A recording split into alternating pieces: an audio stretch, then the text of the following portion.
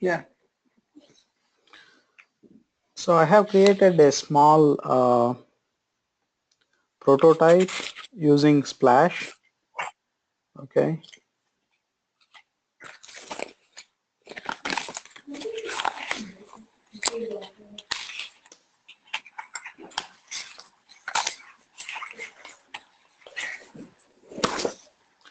Let's say if we want to create OData project or OData service, right?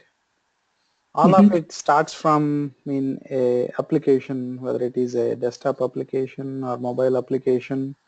So it all starts with your user interface. So based on what your user interface needs are, you are going to create your OData service based on your UI. Okay. So Mm-hmm. what I wanted to demonstrate is, I would like to create a OData service where I would like to get an entity, where I would like to create an entity, delete an entity, update an entity, and get the collection of entities. So to Mm-hmm. demonstrate that functionality, I have created, this is created with Splash. Splash is a prototype tool. It's a cloud environment where you can create prototypes. It's basically for functional people to create prototypes to explain it to development to team how the application should look like and all. Okay. Mm-hmm. So here, I'm displaying a list of banks in the system. The reason I chose this, business, this object is, I just wanted to demonstrate, creation of OData service. I don't want, my motto behind choosing a simple object is, to demonstrate, the functionality in OData. I'm not going to spend much of the time on ABAP since you all know, ABAP pretty well. Okay. Mm-hmm. So basically, whenever user logs in, we are going to show all the banks in the system. Let's say whenever I click on that particular bank, I'm going to display the information of that bank. So basically, the user can see it, can update it, can delete it. Okay. Mm-hmm. And if the user, from the bank lookup itself, he can create a bank. Okay. Mm-hmm. So, you can take any simple object. Without, let's say if you take a sales order, probably you need to create sales order with sales order item, right? So, Mm-hmm. without getting into the complex, down the line we will go into the complex entities and all, but for now, just choose any simple object where you can create that object, delete that object, update that object, or get that object or get collection of those objects. Okay. Mm-hmm. So this is, again, this prototype has been done with Splash. Okay. So it is a simple cloud environment.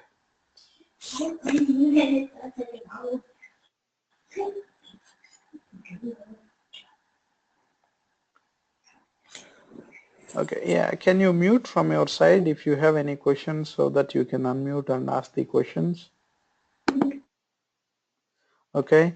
So this is a cloud-based um, environment from SAP where you can create prototypes. Basically, it is for functional people to create prototypes. Okay. Let's say if you go here,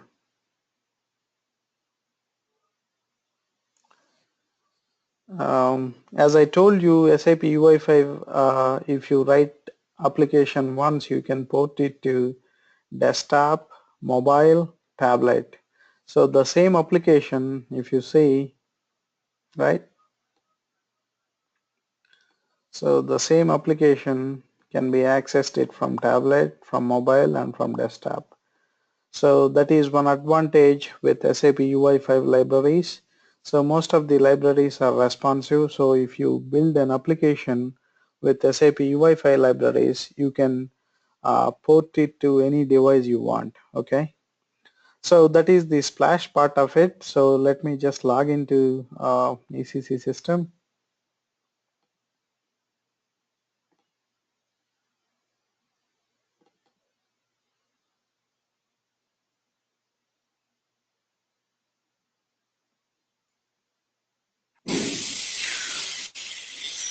So how do you get to that Splash system? I mean, that cloud interface. I mean, that cloud application. Okay.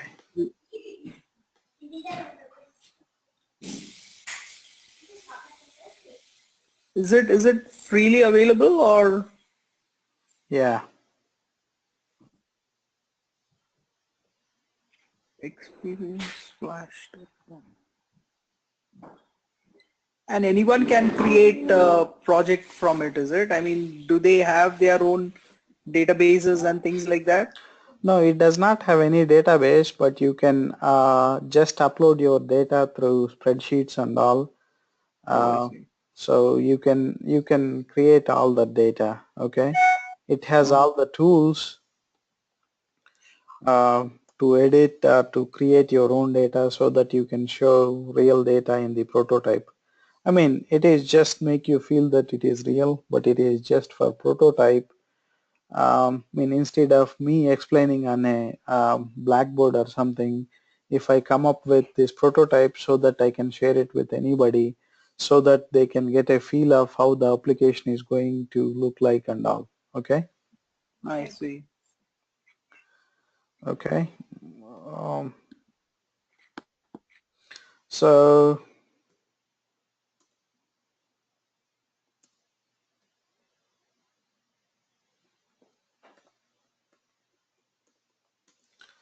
so when I talked about the gateway components, I mentioned if you are below 7.40, you will have three components.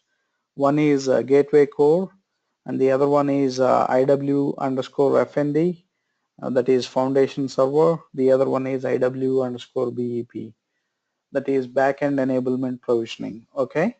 If you are on 7.4, you need to have SAP underscore GW gateway foundation server that will have all the gateway functionality. Okay.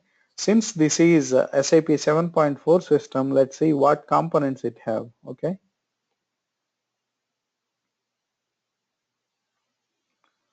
So if you see, this is a 7.4 system, that's why you will see only one component, SAP underscore gateway FND, gateway foundation. Okay. If you log into a system which is whose version is below 7.40, you will see three components. Okay. Based on whether you are in front end or based on whether you are in back end, you will see those components. You all can see it, right? SAP underscore GWFND component. Yes. Okay.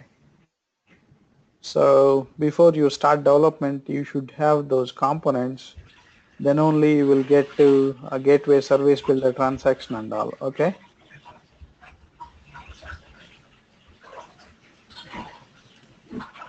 So basically, let's say in other to do data modeling, right? So what is the information that we see here? I see bank name, I see bank key, I see street name, I see city name, and when I get into the bank, I mean to get the information, I will see what country it belongs to, what is the branch, what is the routing number, who created it, when it is created, all that kind of information. So based on, I mean, what you want to show in the user interface, you will come up with your entity information. Okay. So the best thing is, let's say if you want to create an entity, right? I will explain why later, but create a structure with all the information that you wanted to show in the user interface. Okay. If I go to SE11,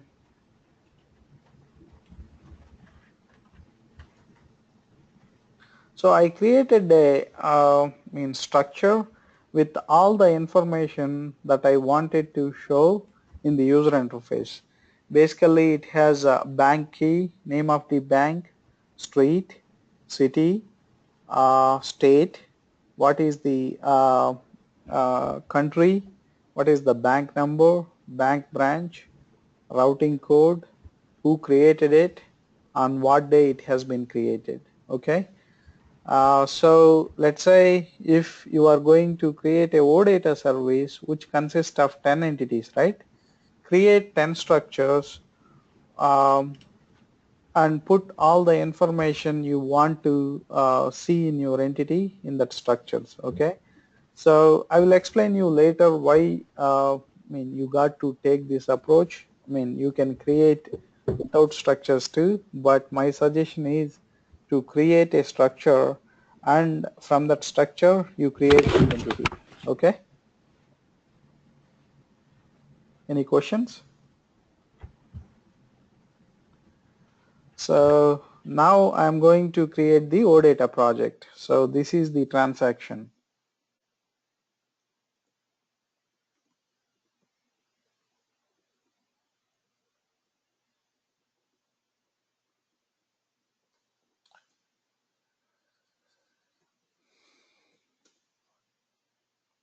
So I go to the Gateway Service Builder.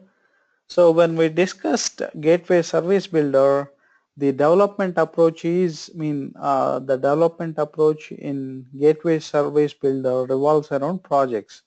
Okay. If I wanted to create a OData service, I will create a project. Okay. So you see create project here, right? So I will create a project. My project name is, since this is a test system, since lots of people will be using, create a project. Okay. With your initials, probably you will add whatever your initials is going to be, so that you can identify your project very easily. Since this is a test system, probably tons of people might be using it. So I'm going to use learn UI5 prefix with all my projects. Okay. So um, I'm going to call my project z underscore learn UI5, and my application UI5 application is going to be banks. So I have added all that. So just name it sensibly so that anybody who logs in can figure it out what that project is about. Okay. So give the description.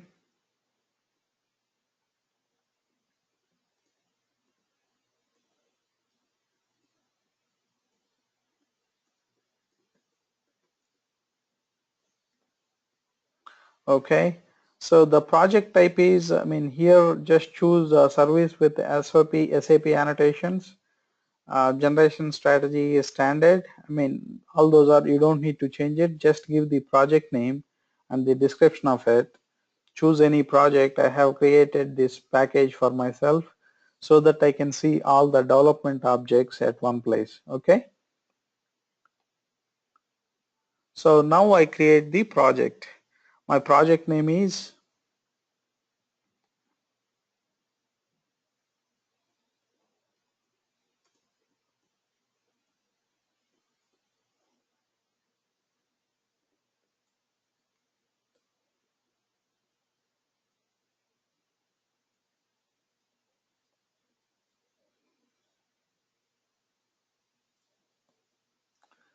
so when I create the project, it created 4 different folders under my project. Okay.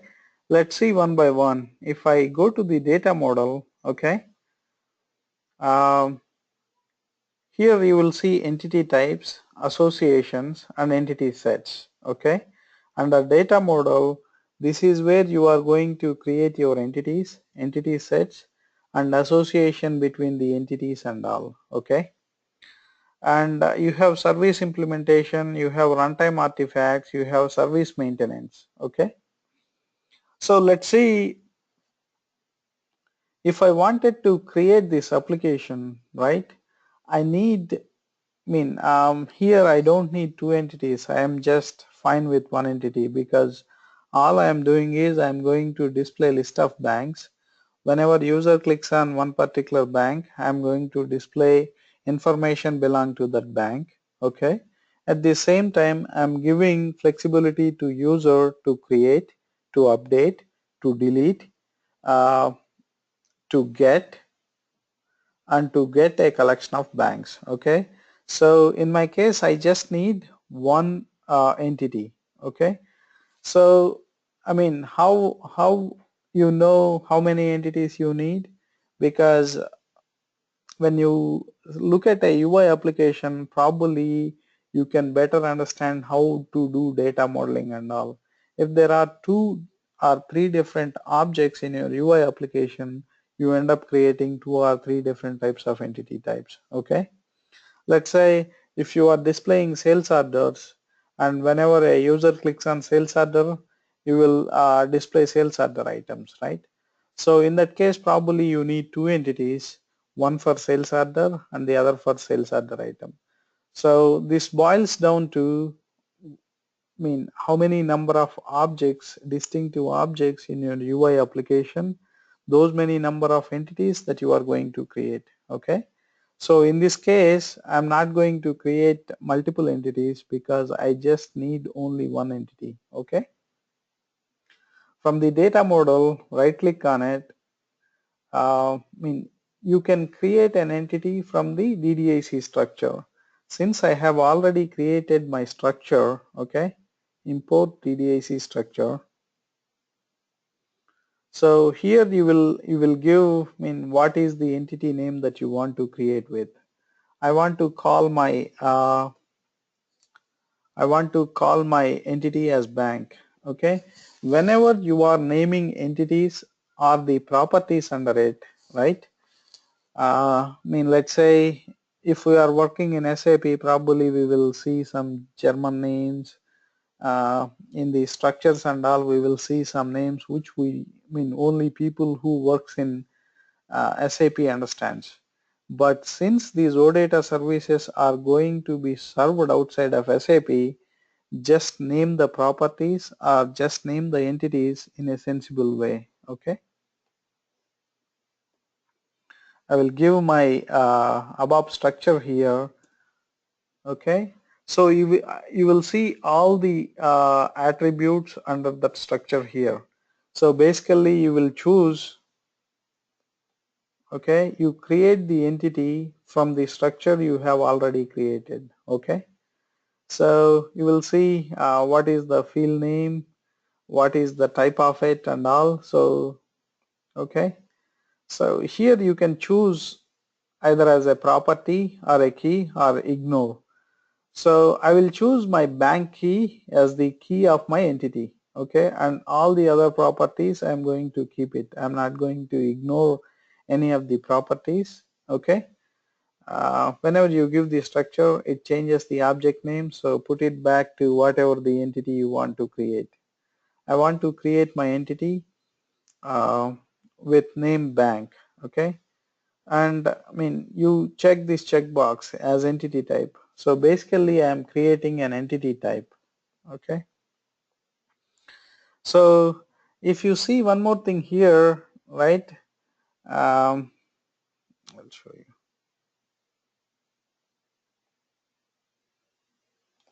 You will see the core data types, right? You will see edm.string.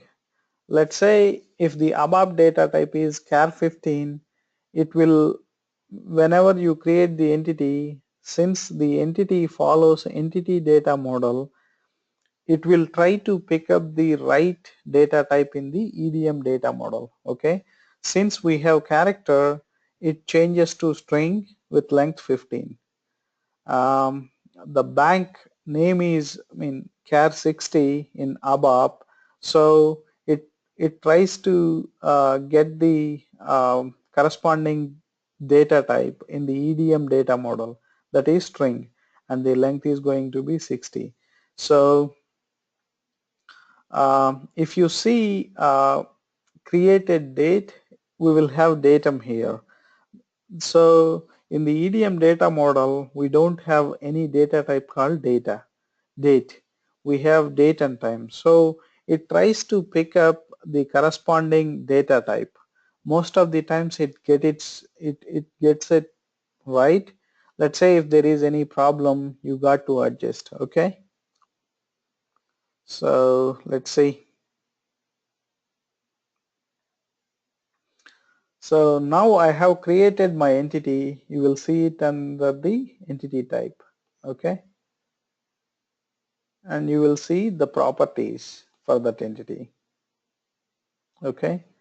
So this is what the users are going to see outside. So that's why I'm going to name it a little bit sensibly. I mean, since it is here, it is bank L, I'm going to say bank key. Okay. And I'm going to say bank A as bank name. Okay. And I'm going to say street. And I'm going to say city. Okay.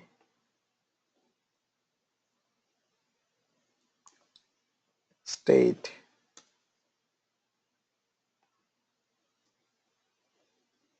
Country.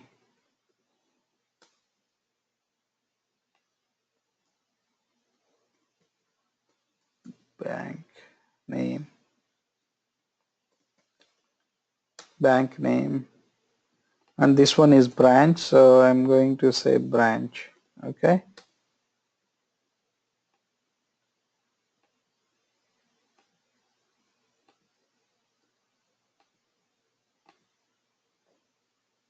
And this one is routing number.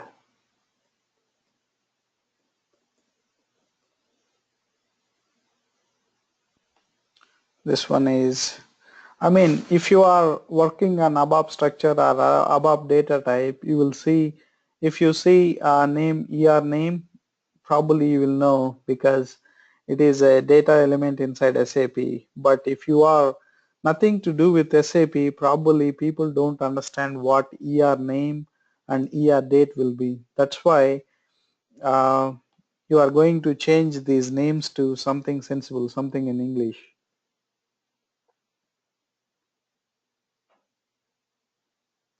Created by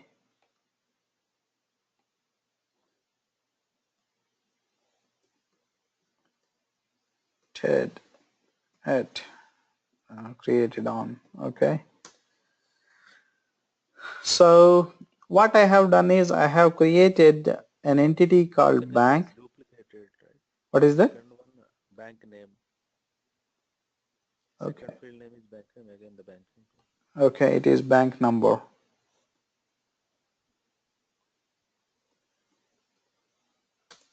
Okay.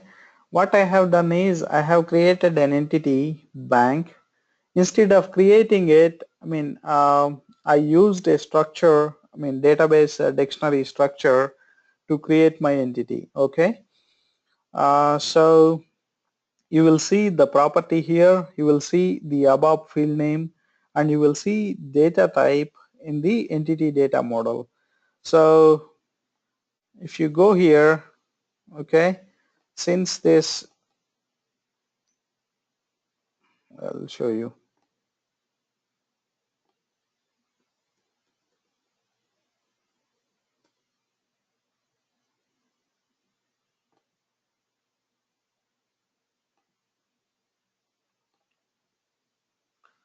So, I mean, if you see the ABAP fields versus the properties on the entity, let's take the first one, bank L, okay.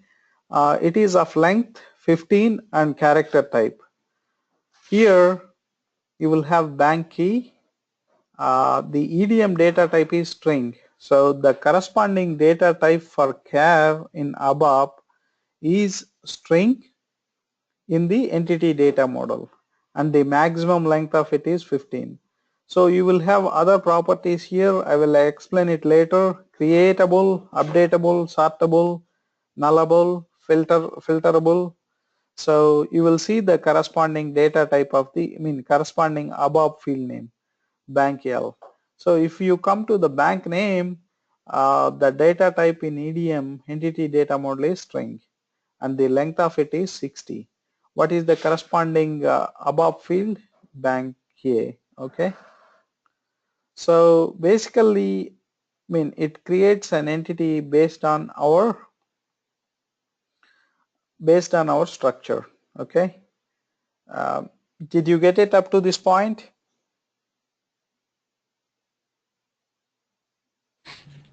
Yes. So everybody okay with it? Okay. So since our UI application needs only one entity, right? I have created one entity. So let's create an entity set now, okay? From the entity set, okay, right click on it, create. So entity set is nothing but a collection of entities. So let's say whenever you create an entity set, normally it is going to be plural of your entity. Since I created an entity with name bank, I'm going to call my uh, entity set as bank, and the entity type name is bank. Okay, you can choose the from the value help here too.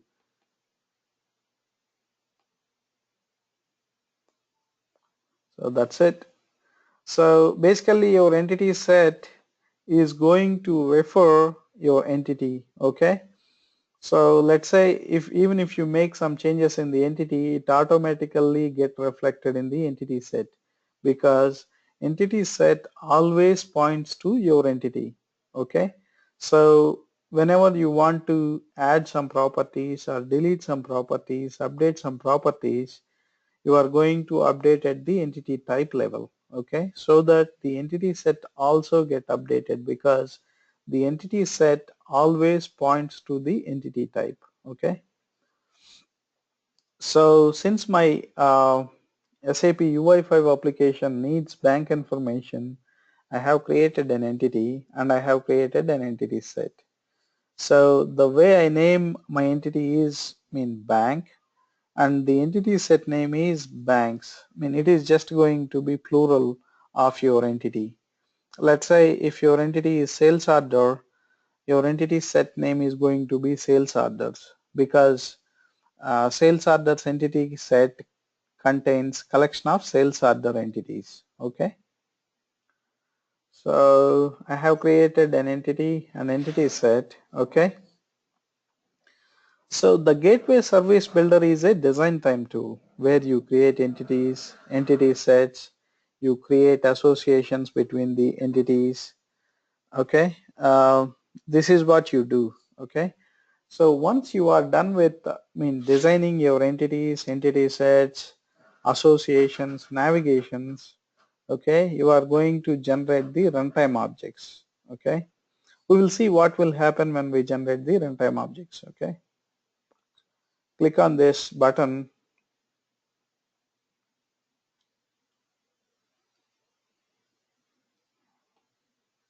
Okay, so if you see here, there are three sections to it. Okay,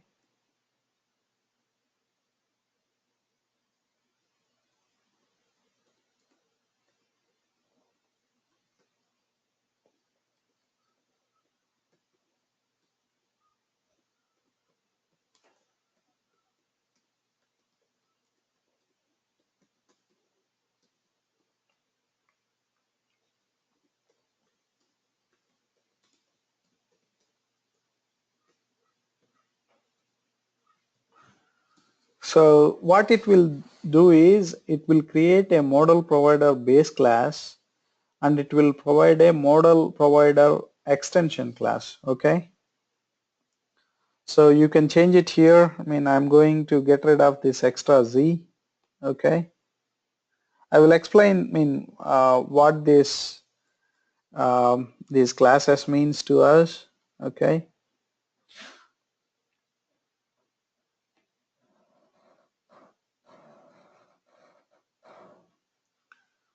Okay.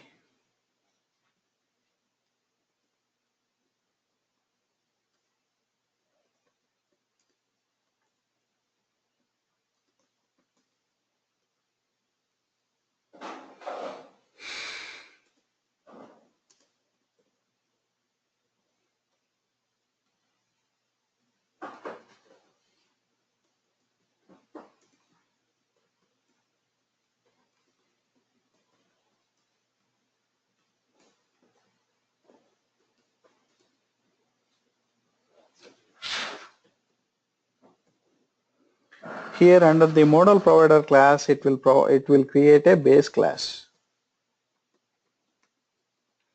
and it will create a extension class.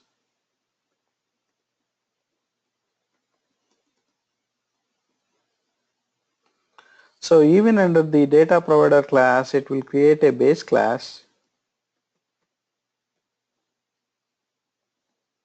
and extension class. Okay. So when I generate the runtime objects, these are the objects which are created by the service gateway service builder. Okay. Model provider class, in the model provider class, it will create the base class and it will create the extension class. In the data provider class, it will create the base class and it will create the extension class. So under service registration, it will create the technical model name and technical service name. Okay. Let me copy it so that I can explain what it means.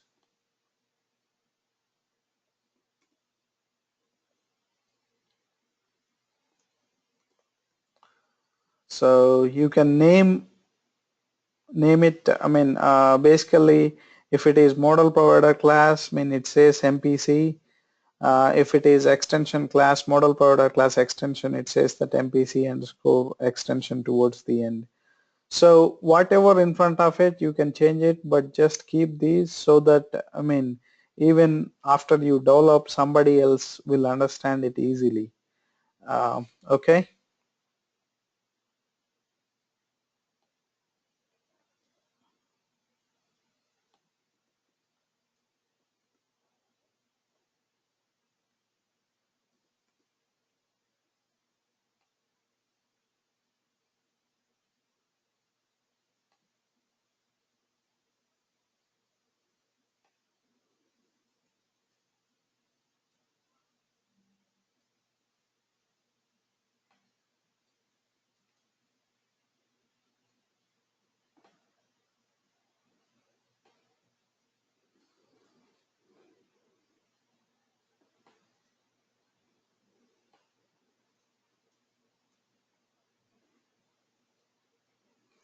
Okay. I click on continue. I will assign a package. I have created my own package, so I suggest you also create your own package so that when you go to your package, you will see all the objects at one place.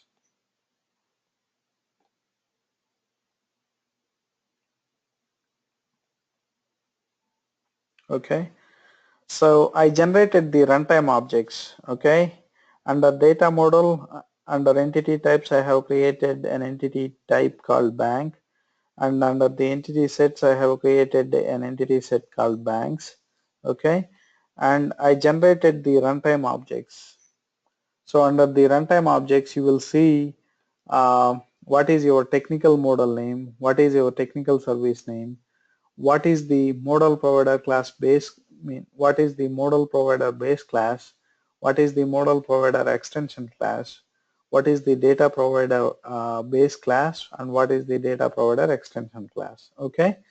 So let me go to the model provider class first. Okay.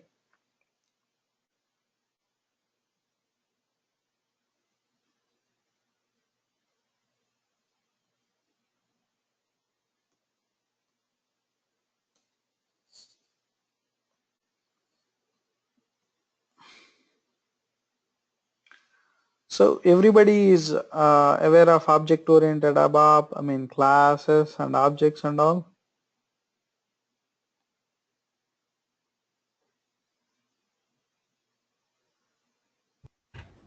Okay. Yes, sir. Okay. So if you go to the model provider class, right, I mean you will see several methods, right? If you, I mean you will have a method called define. If you go to the define, you will have, I mean this is the method, right? The model provider class.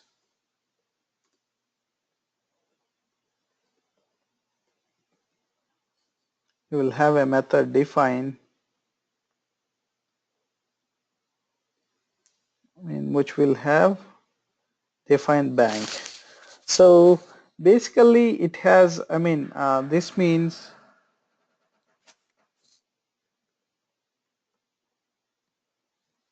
define underscore your entity type.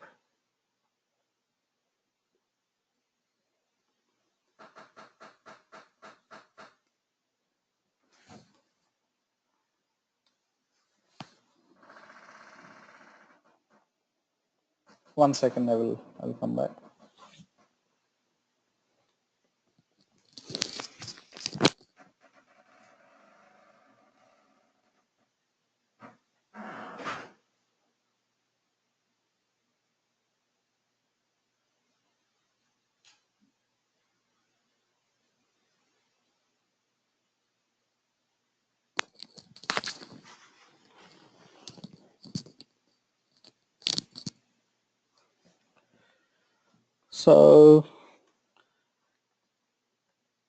So that's what it does. I mean, it will create a method with prefix define underscore. Okay.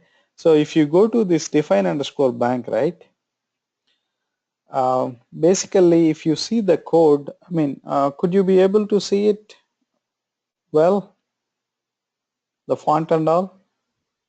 Yes, yes. Okay. So basically what it does is, I mean, if you see, it will create an entity called bank. Okay. And under that bank, whatever the properties that we have created, I mean, for that entity type, it has created a property called bank key, and the ABAP field name is bank L, and it is key, and the data type is EDM underscore string, and the maximum length of it is 15. It can be nullable. Okay. And the next, if you see bank name and the corresponding ABAP field name, what is the data type, and I mean what is the length of it, can it be nullable. Similarly, you will see all the properties that you have created under the entity. Basically it created the entity, it created all the properties which reflects our design time modeling. Okay. So this entity type is bind to a structure Z learn UI 5 underscore banks, because we have created our entity based on a structure. Okay. So it gives the structure name, and it created the entity set called banks. Okay.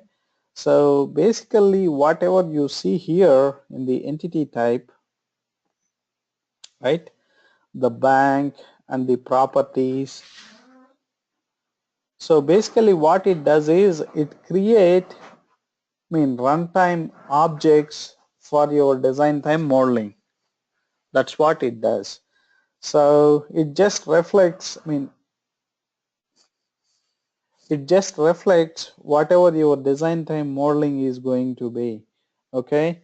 In your define bank method, you will see an entity is being created with name bank, and you will see all the properties with the corresponding ABAP fields, and you will see whether which property is a key and what are all the data types of those properties, what is the maximum length, can it be nullable. So it creates all those properties, and I mean the entity, it says that the entity is created from structure. Okay, this is what it does. So then what is the, I mean in the model provider, this is the base class. Let's say if I go to the model provider class extension,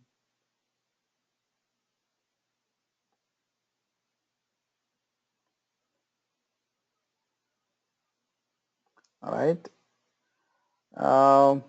if you go to the properties, your super class is, I mean the base class. So for this extension class, the super class is this model provider base class. Okay, sorry, I put it in the wrong place.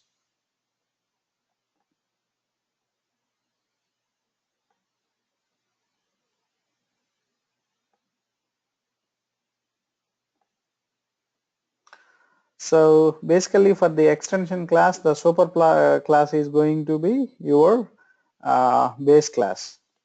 In the methods, if you see here, I mean none of these methods are implemented. Let's say if I click on define, it says that method define is implemented in class model provider class. Okay, so none of the methods are implemented in the model provider class extension. Then what is the use of this extension class? Let's say if you wanted to change the design time environment, let's say you have created this entity, but if you wanted to change the behavior during runtime, this is where you are going to re-implement those methods. I will explain you when we are going to use it when the time comes, but for now just remember these extension classes. If you wanted to change the behavior during runtime, I mean you are going to use these extension classes. Okay, so similarly I'm going to show the data provider class. So we are done with the model provider class and the model provider class extension. So the model provider class is the design time reflection of our data modeling. The model provider class extension is, let's say if you wanted to change that behavior which you created during design time, then you are going to use this model provider class extension. Okay, so let's go to data provider class. Okay, so there will be lot of methods, I mean which we don't care at this point of time. Okay, there are a couple of methods, I mean which created towards the end. Okay,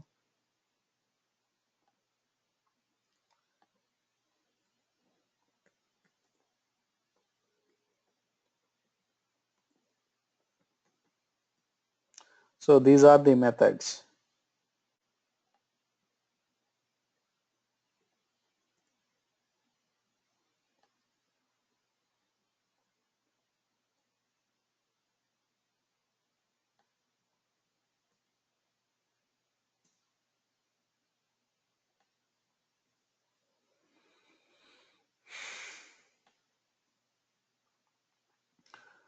So the methods are equivalent to your entity set name,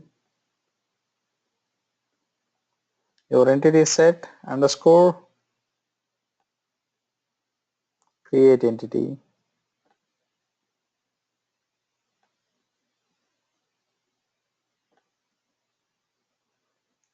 underscore delete entity,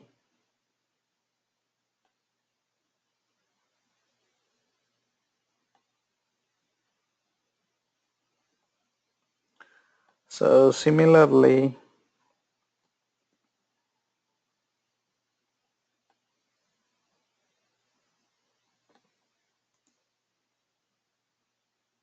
your entity set name underscore get entity.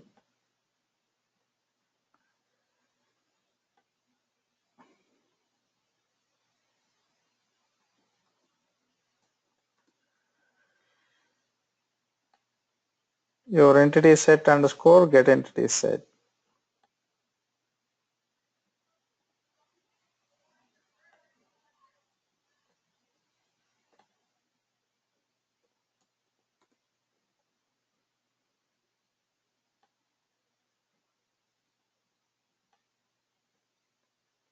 your entity set underscore update entity. So normally in the RESTful APIs or OData service, even though entity type is the crucial, but when you are going to request the resource, you are going to request through entity set name. Okay.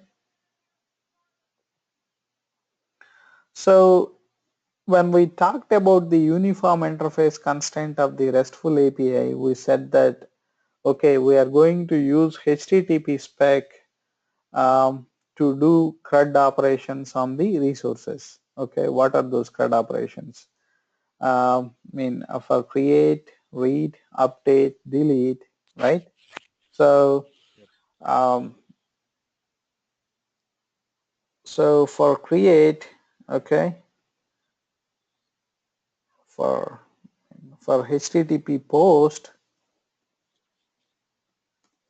this method will be called. Okay, for HTTP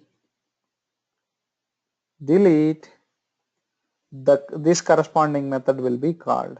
So since we have created this OData service, right, it need to conform to that uniform interface constraint. So we are going to provide all the methods which will be we are going to provide all the methods which are corresponding to the HTTP spec or HTTP verbs or HTTP methods. Okay, this is HTTP GET.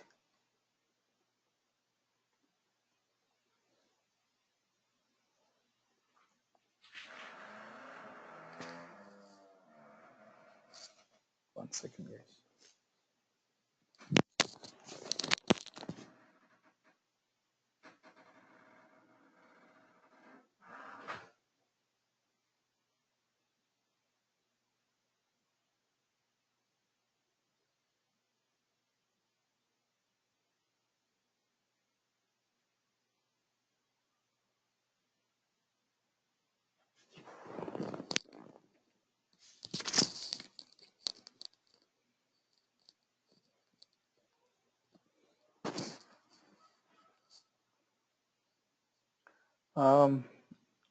This one is corresponding to HTTP GET. Okay, but this one is to get the collection.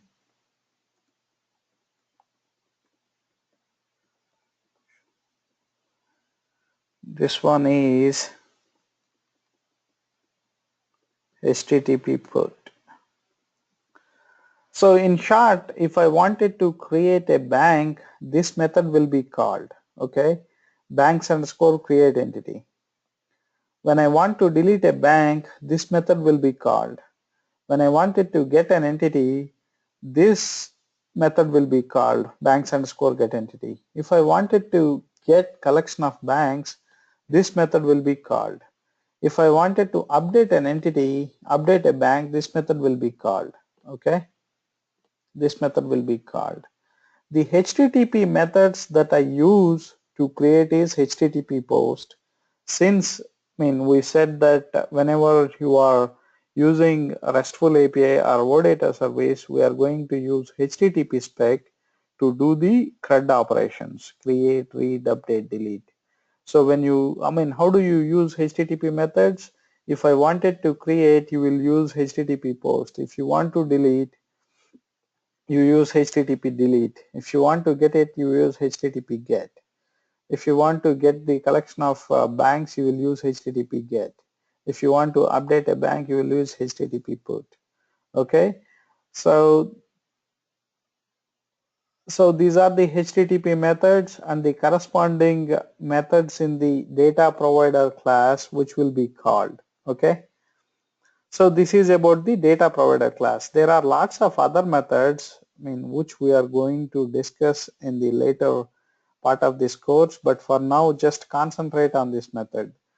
Since I have one entity and one entity set, my data provider class has that entity set underscore create entity method, that entity set underscore delete entity method, that entity set underscore get entity method, the corresponding entity set underscore get underscore entity set method, corresponding entity set underscore update underscore entity method. So these methods will be called based on the HTTP methods that we use. Okay. I mean, if it is confusing, it is all right, because we are going to see when we test this OData service. But this is about it. I mean, for the OData provider class. Do you guys have any questions?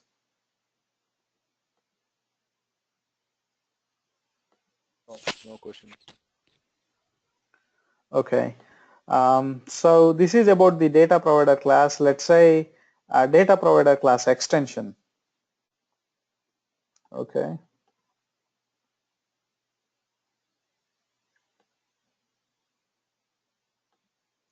So even in the data provider class extension, you will have all the methods that we discussed in data provider class.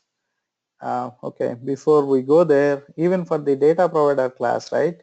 The even for the data provider class extension, the base class is or super class is still data provider class. Okay. If I go to methods, I mean, if you see, these are not implemented. Okay.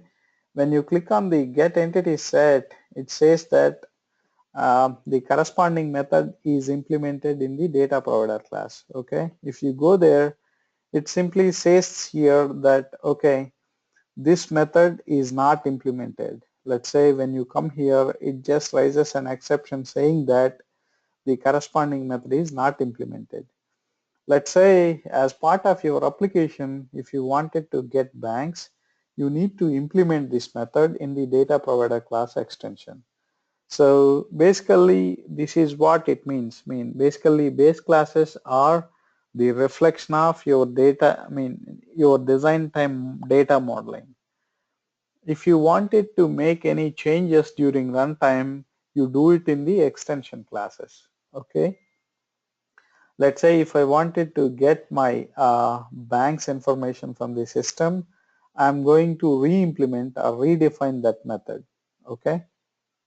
So similarly, if I wanted to create a bank, I'm going to redefine this method in the data provider class extension. So these are, basics of OData modeling or OData service development. So, you got to know uh, what the gateway service builder does and what the runtime objects does. Okay. So we discussed the model provider class extension, data provider class extension. We will see the technical model name and the technical service name. Okay. This technical service name is very crucial, because this is what the users are going to see outside of SAP. Okay. So we will see it in a little bit later part of this today. So this service is very important. Okay. Uh, this is what people outside of SAP sees. Okay.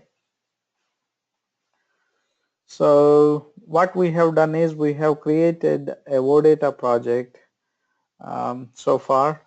Off of that OData project, we have created an entity and we have created an entity set. We have generated the runtime objects. As part of the runtime objects, we created model provider class, model data provider class. We created the technical model name. We created the technical service name. Okay, and their versions. So all this is going to be done your business backend systems.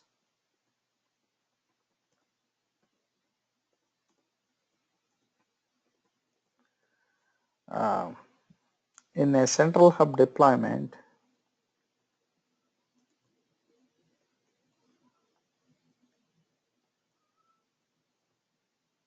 right?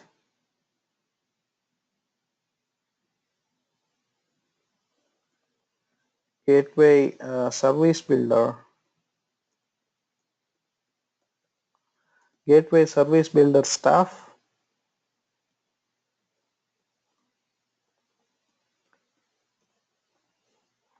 you are going to do in the business backend system. Registering the service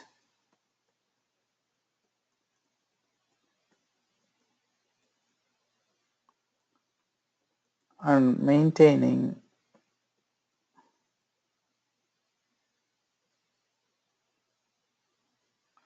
register and maintain service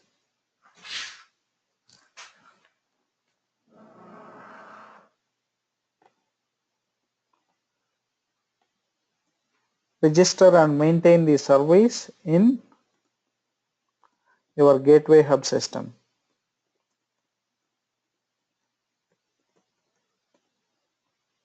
Okay, in the embedded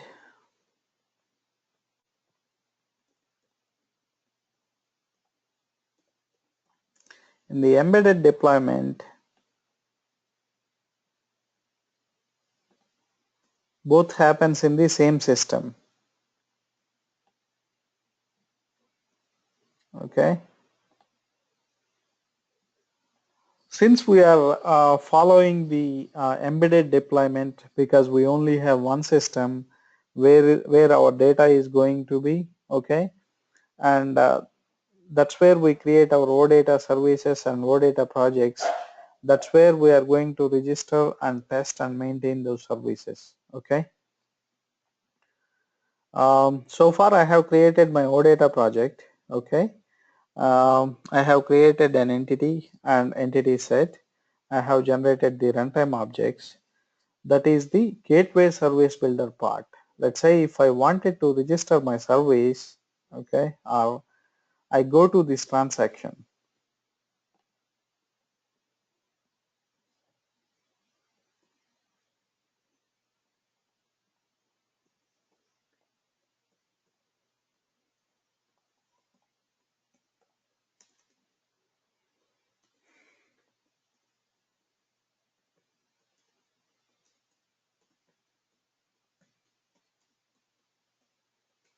Activate and maintain services. Okay.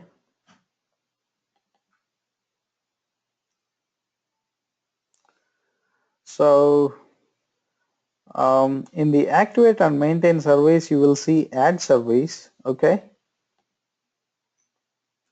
In the add service, I mean, let's say since we are doing everything in the same system, we don't need a system alias of the business backend system because we are maintaining the services or we are registering and testing the services also in the same backend system where we created. But let's assume that you have different, I mean, gateway hub system versus backend system, right? You will give the system alias of the your backend business system since here everything is same. Okay. And you will give the technical service name in order to find your service, right?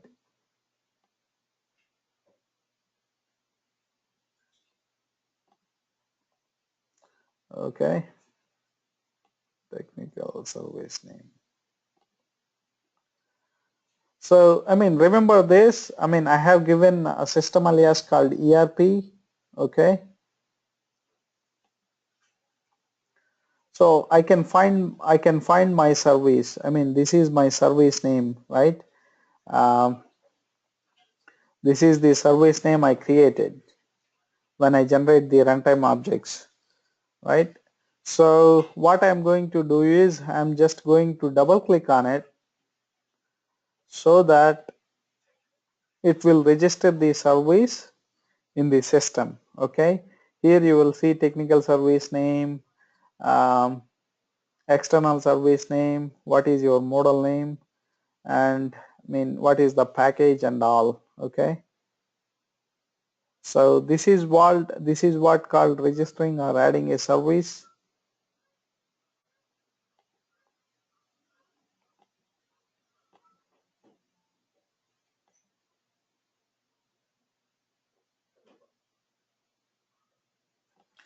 So basically what happens when you register a service is, I mean, it will create a SICF node.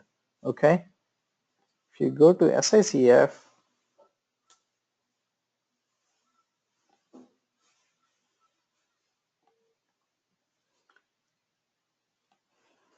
it will create a SICF node under default host, SAP, OData, OPU, OData, SAP, and your service name.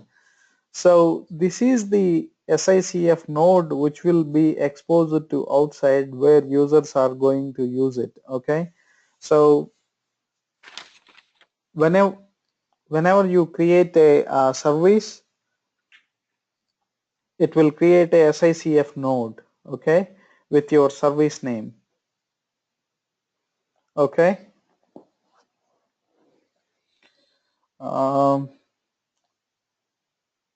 So all the internet applications, whenever you create a WebDyn Pro, it is going to create a SICF node here. Okay. Similarly, whenever you create a OData service, it will create a SICF node here. Okay.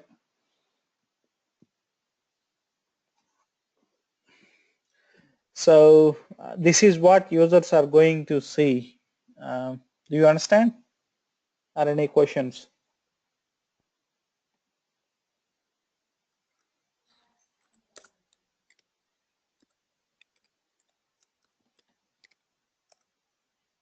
Okay.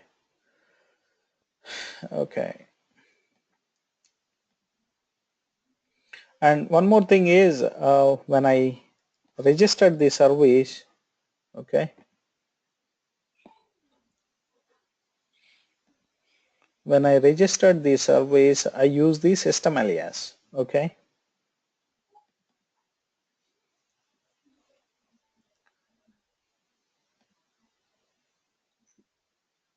So this is my system alias, right? Let's see where it is created. If you go to SPRO, if you go to SAP reference IMG, you will see SAP NetWeaver, you will see gateway. Okay, you will go, if you go to the configuration, and if you go to the connection settings, if you go to SAP NetWeaver gateway to SAP system, you will see manage SAP system aliases here. So basically the system alias is associated with a trusted RFC, right?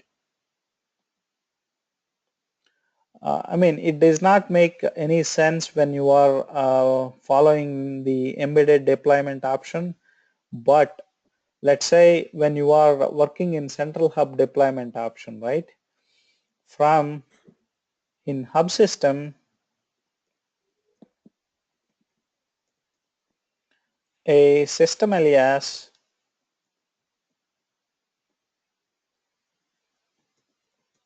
is created, and this alias points to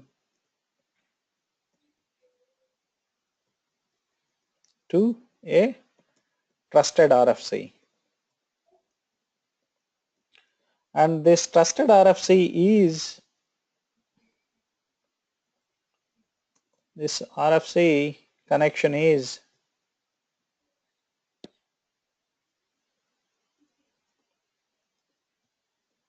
from hub to backend.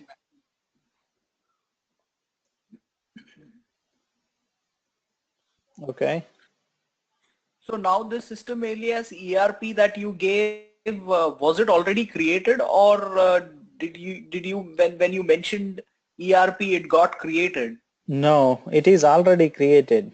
It is already created, right? Okay. Yeah. But it got, I mean, it got no meaning because it is a dummy system alias to the same system. Right. Since it is, we are following in the embedded deployment option, right?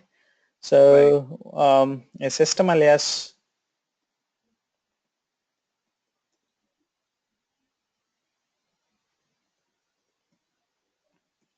is created. So even if when we are using the central hub deployment strategy, I mean all the trusted RFCs need to be listed in that in that list that you showed here, right? Yeah, I mean, you will see system aliases, and the system aliases is pointed to an RFC destination. Right. I mean, those need to be created already Yes, before we use. yes. Yeah. So, Otherwise, you could not even find your service. right, right. Okay. Since this is embedded deployment, I mean, a system alias is created for the same system where we develop this is ERP, right? Right. And this is pointed to EH client, I mean, EH7 client 800. In fact, it is the same system. If you see, it is, I mean, system ID is EH7, client is 800. Okay, it is the same system. But let's say when I go to the RFC destination, you don't see anything, right? So if you look at the RFC destination, it is a ABAP type system, but in the technical settings, it is all empty because it just refers to the same system. Okay, so that's why normally, I mean, most of the times you create a local system alias. I mean, it just say local gateway, local app, and the RFC destination says none. Okay. Normally you use this system alias if you are using embedded deployment option. Basically, I mean, the system alias point to no RFC destination because everything happens in the same system. I mean, I'm explaining all this because whenever you go to client side, probably you might have central hub deployment. So from your hub system, you are going to find the services which you create in the business backend system.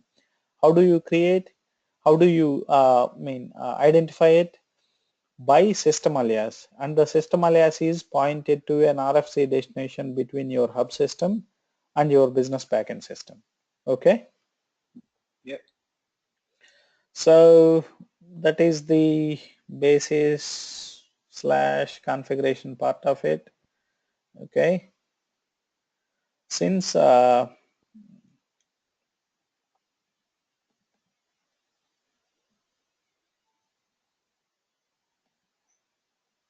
okay, I have added my service, but since there are lots of service, it is hard to find your service. So I mean, you go and give the service name.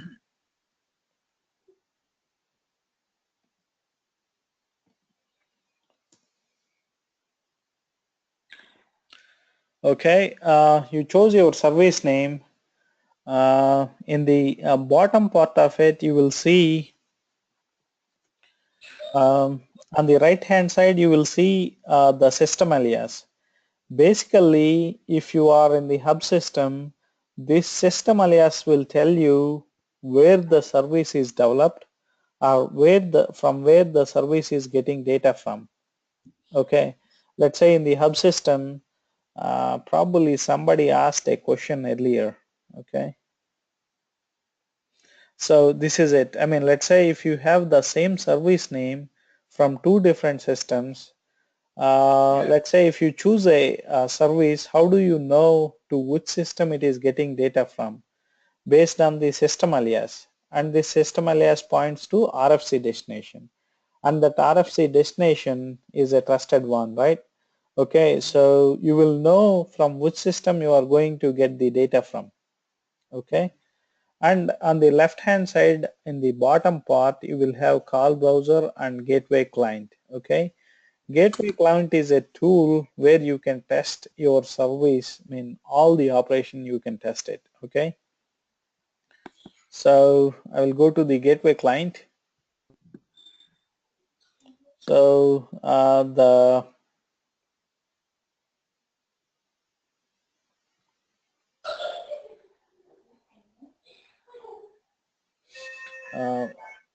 this is the transaction name. Okay, you can go from activate and maintain. You can go from this transaction, or you can directly go to, if you know the service name and all, you can directly go to this transaction. Okay.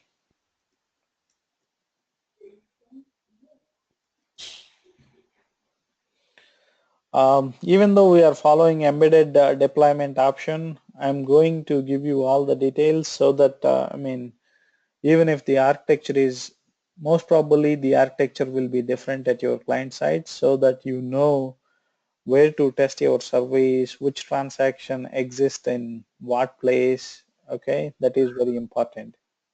Okay, so this is the gateway client, and you will see here HTTP method. Okay, so basically in the gateway client you can test all the scenarios. You can test the scenarios to get, you can test the scenarios for post, put, delete, and this is the URI. If you remember what we have discussed in the RESTful API constraints and the basic tenets, if you follow what we have done today, you will see it. We have created a resource called bank, and we have created a collection of resources called banks. Okay, and we are going to identify each individual resource by its unique name. Okay, and we are going to identify through unique resource identifiers or URL. Okay, and we are going to use HTTP methods to do the CRUD operations. Okay, so this is what it is. Let's just go ahead and execute it. This is just service information. Okay, you will see all the entities and all the entity sets that you have created, and you have a URL too, right? You have a URL too. Let's say if you add a URI option, metadata. Okay, I can add a let's say I don't know anything about this service, so I will see the metadata first. Okay, if you see the metadata, you will see the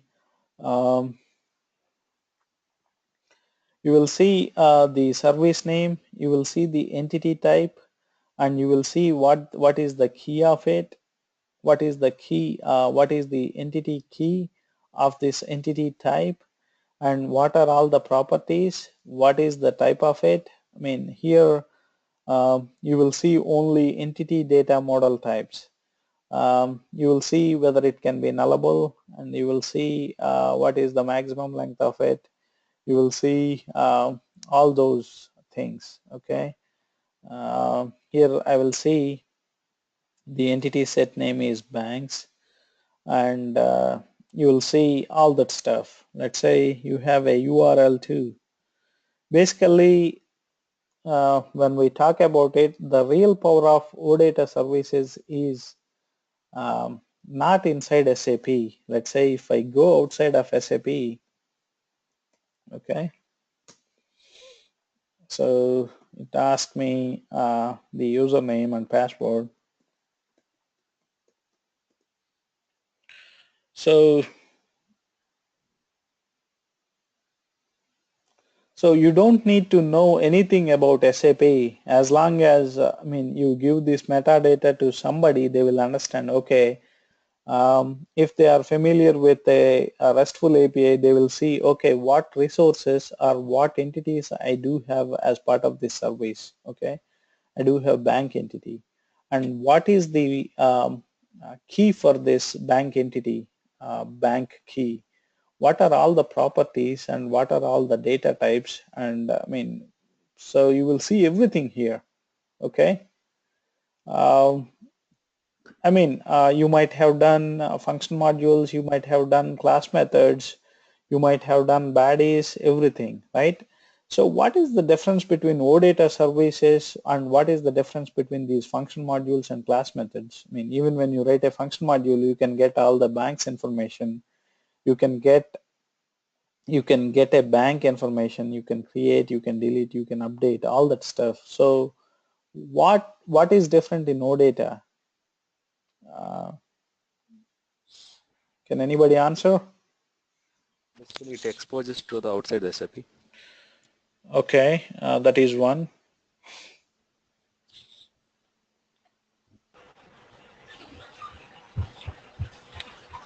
So BAPI RFC is basically SAP internal interfacing technology. I mean, which can be which can be accessed outside SAP as well.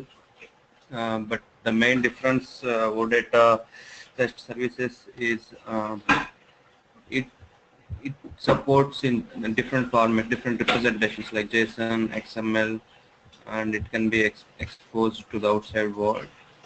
Yeah, I mean, even earlier there are ways to expose BAPI as a web service so that it can be used by outside world, but it has never been easy. Okay, I mean, it is very clunky. I mean, to get data outside of SAP. I mean, after OData services, you don't need to stick to one user interface technology. There are tons of frameworks. There are tons of mobile platforms which understands like RESTful APIs, which understands OData format.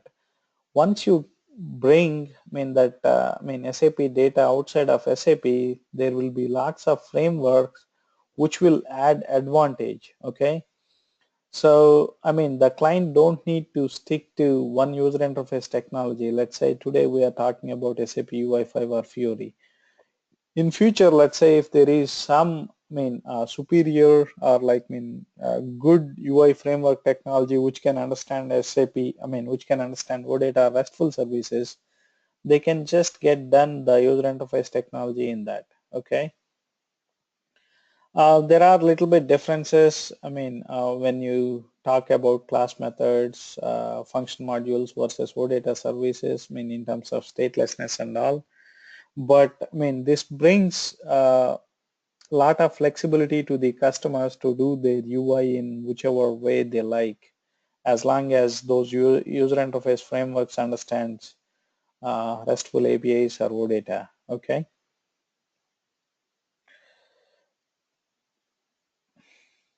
Okay, everybody good? Yeah. So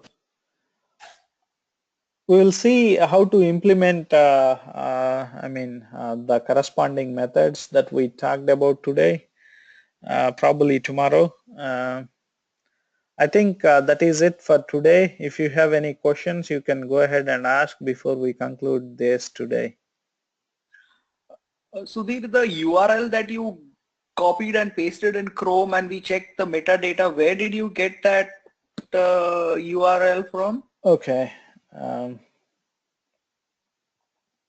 If you see it right, so there are several parts to it. This is the protocol, this is the host name, and this is the port number. Okay, and if you go to SICF, we talked about it, right? If you go to SICF, the service is a SICF node is created. Right. Yeah, that I understood. No, I just wanted to know where you got the ECID. Okay, yeah, it does not matter. Let's say if you have any service in the system, this is how you figure it out. Okay.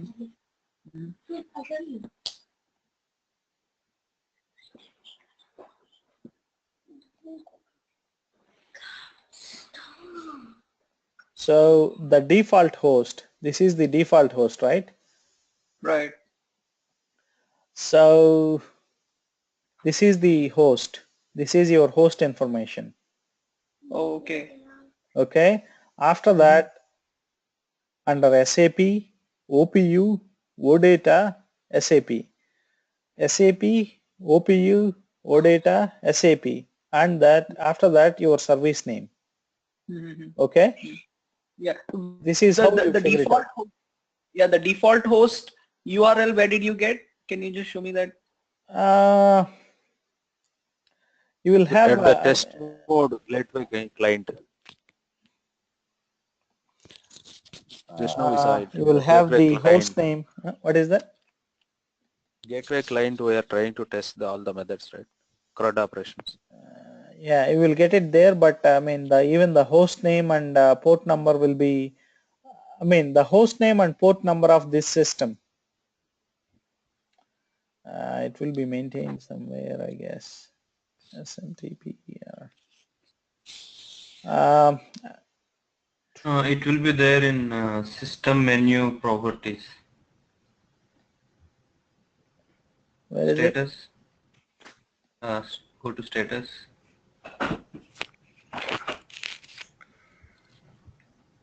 Yeah, server name is this one. Right side, the host. Bottom right side. Yeah. Under database data. Yeah, this is the server name, right? No. Yeah, No, that whole ECC. host, yeah. Okay.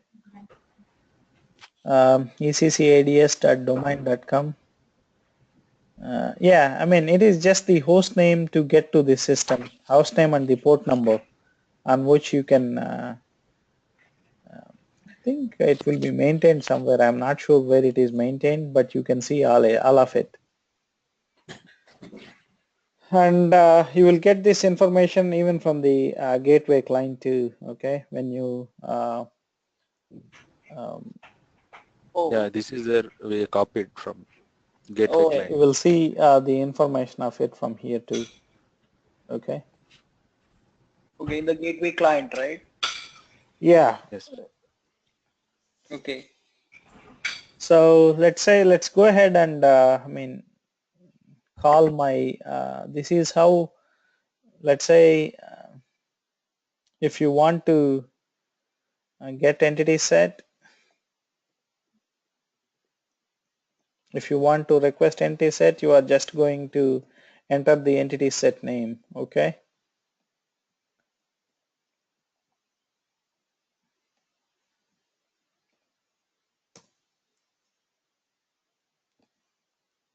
Okay. So it just says that I mean, method banks underscore get entity set not implemented in data provider class, okay.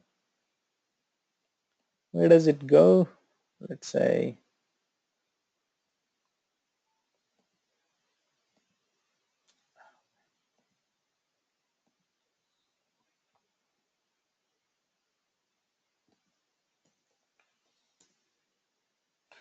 so first it will come to here. It will come to the data provider class extension and it will call this method, okay, get entity set. Since it is not implemented here, it goes to data provider class. And when it goes to data provider class, it is simply raising an exception saying that this banks underscore get entity set is not implemented, okay. Let's say if you want to implement it, right, you are going to implement in the data provider class extension. So I'm not going to write any code here, but just, okay.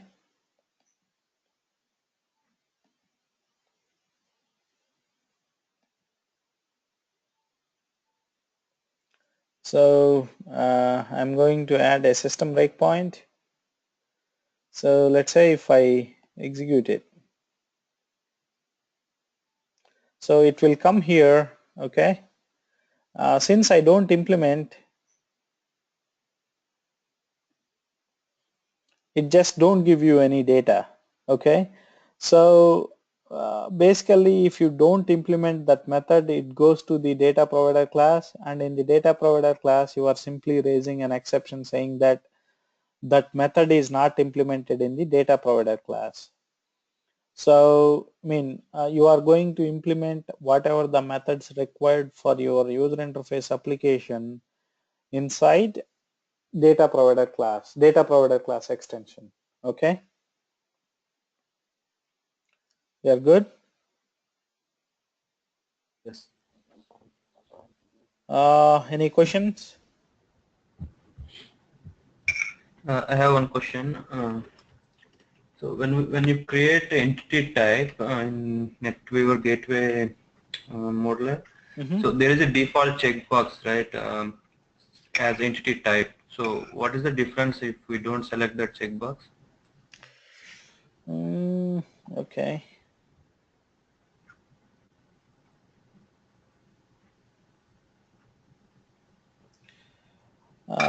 I'm not sure. I can check and let you know.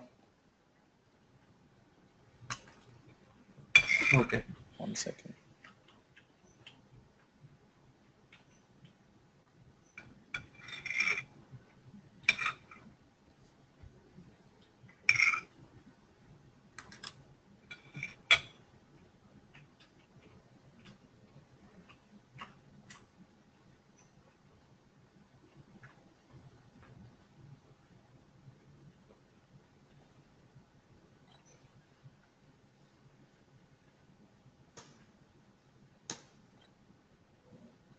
Yeah, that checkbox.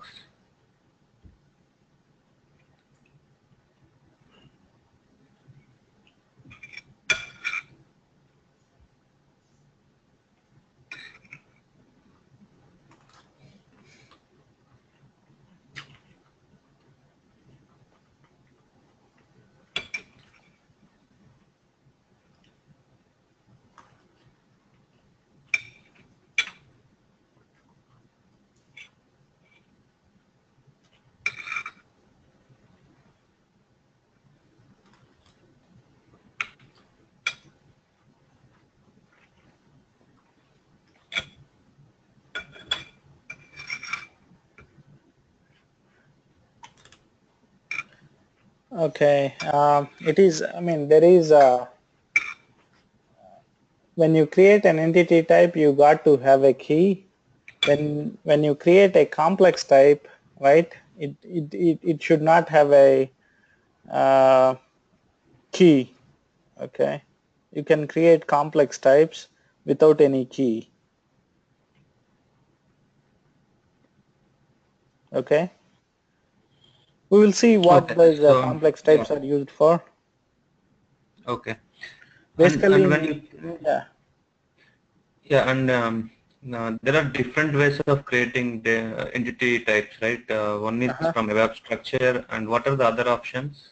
You can just create entity type and you can just go ahead and add these. Okay, so the properties we can manually create here. Yeah, you can manually create it here. Yeah, when they showed us in our office, I mean, they created the entity data model directly from RFC function module.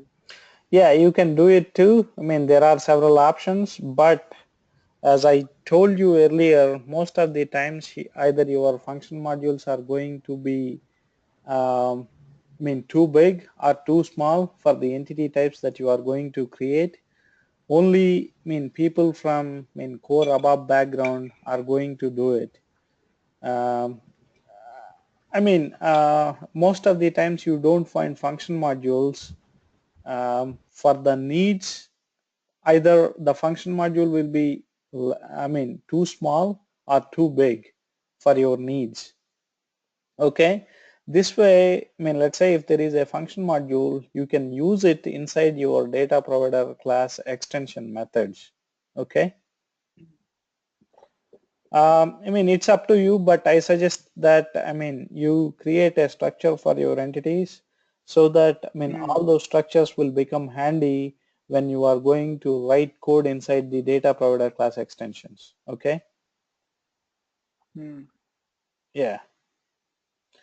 So, I mean, whenever you create an entity, there will be class methods created, which are equivalent to all the HTTP spec methods. So, technically, you could just go to that class method and write whatever the logic you need. You don't need to create a function module for that need, and you are going to use that function module inside that class method until or unless you know for sure that you are going to use this function module at some other place. Okay.